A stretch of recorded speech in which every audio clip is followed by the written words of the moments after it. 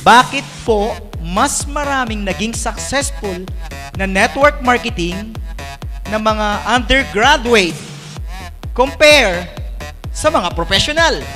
Oo nga. Tama, no? Bakit? Kung i-survey nyong mabuti, may katotohanan to. In fact, ginagamit kong line yan when I do my NDO.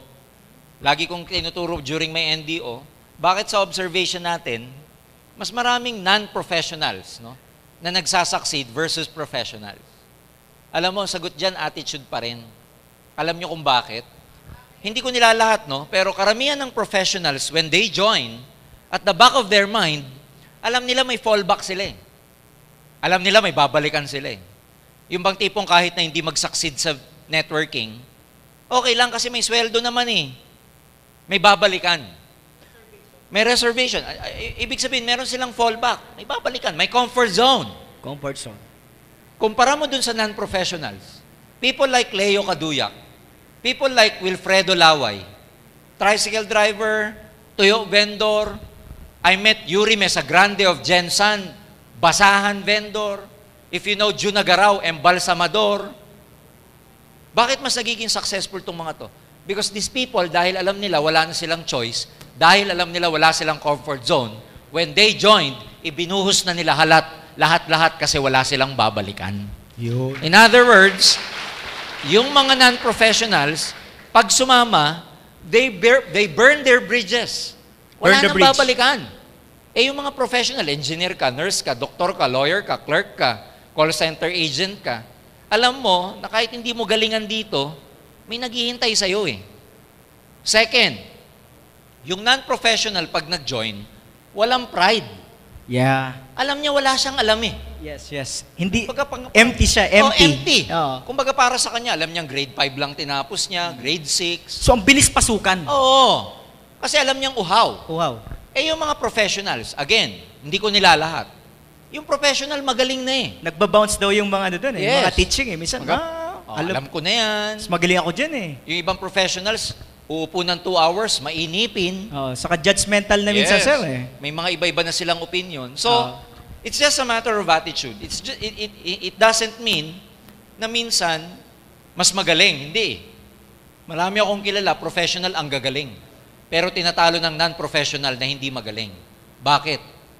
Attitude eh. Attitude. Kaya, kung ang bottom line dito is gagawin mo yung lahat or i-burn mo yung bridges mo at ang iisipin mo wala ka nang babalikan, lalabas yung best mo eh. Yes. Pag lumabas yung best mo, you can do everything. Minsan, ang professional, mahirapan ng konti. Ma-Indian lang. Hindi bagay sa akin to eh. Balik na lang ako sa trabaho ko. So, pwedeng ego pa rin yun. Ego pa rin. Pride pa rin. Sir, dagdagan ko lang sa professional, no?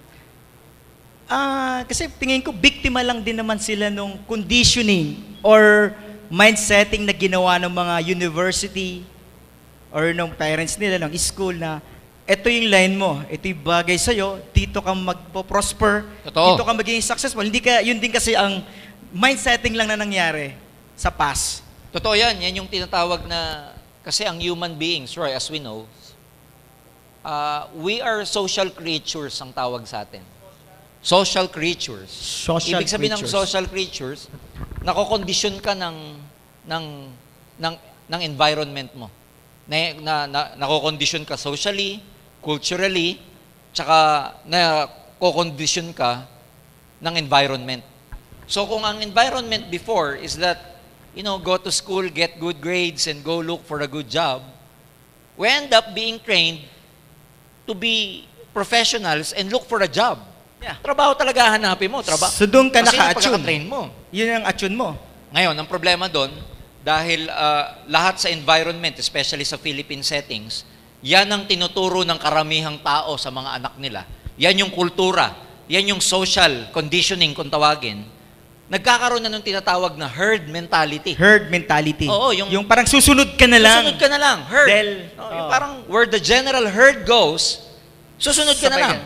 Ang problema ito, pag hindi ka sumunod dun sa karamihan na yun ang ginagawa at kumontra ka, ang tingin sa'yo, out of place ka. Yun. Ang tingin sa'yo, ikaw ang mali. So parang yung mga networker ngayon na pumapasok, Precisely. kaya ang tingin sa atin, parang, ayun, baliw. Oo, parang out of the way ka.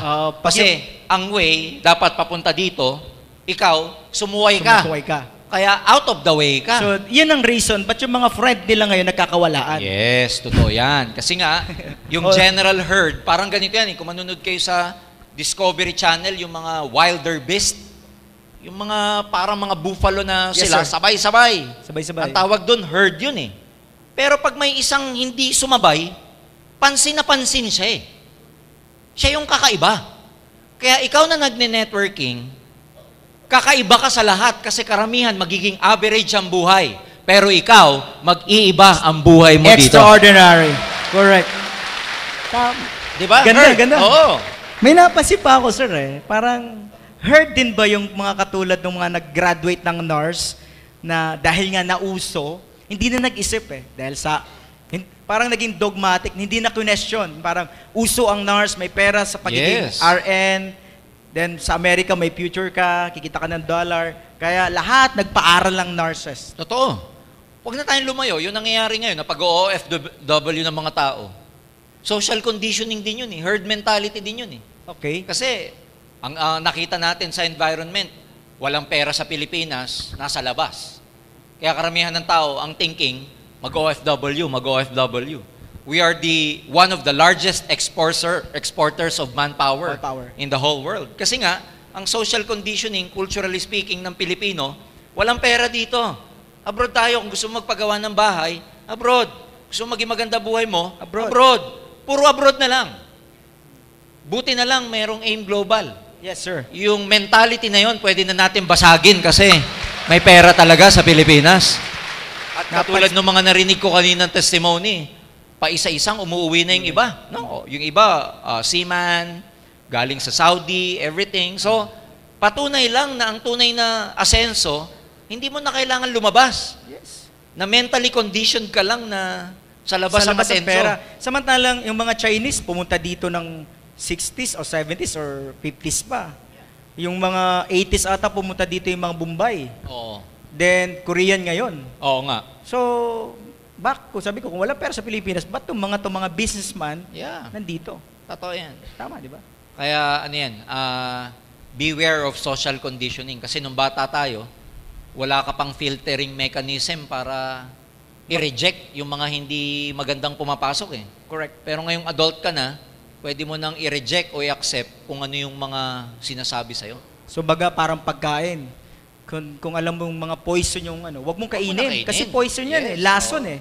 So, Kaya yung mga nga, sa utak, Roy, maganda yung ganitong training kasi, kumbaga dati, sa computer, parang mind natin, parang computer eh. oo. Na-installan ng kung ano nung mga software. Ang problema, may virus. Mhm. So, may virus karamihan ng program na pumasok dito. Eh, alam niyo naman sa computer. Kaya ang buhay, may virus din. Oo, kaya iba yung buhay, nakokorap, Corrupt. hindi nagpe-perform ng maayos. Shaky. Diba? Lagging, ang tagal lagging. mag-process, Oo. nakakita na ng opportunity, ang tagal mag-isip. Sip.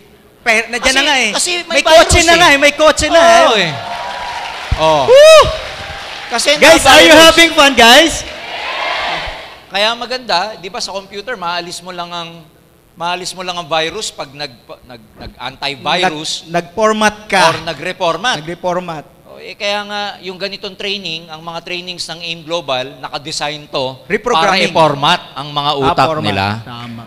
Kasi pag na-reformat, tanggal ang virus. Lalagyan ng bagong Oo, system.